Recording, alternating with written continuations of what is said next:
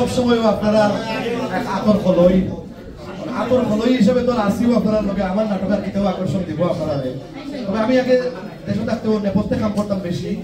সামনে আমার তালই বা আপনার মনে আছে মামু বসির একটা সিলেটি নাটক আছে, 25 বছর আগে এই নাটকটা আমার লেখা আছিল।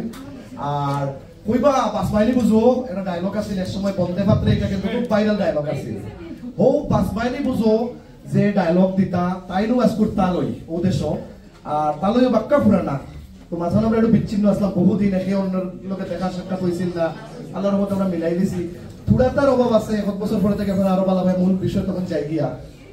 তো আজকু জানুননি নিরাপদ সরাসরি প্রোগ্রামে আমি ফুতরা ফটিক নিয়া লুকাই আইছি ওই তালইর অবদান নিতাম না। তালই দুনিয়ার সঞ্জাল দেখেন আইজ যদি খবর হয় আমি আইছি কি যে অবস্থা আমার করবো আইচুননি আল্লাহ বাসাওরে। আমি মনে কোনোবাই লুকাইতে হইব গিয়া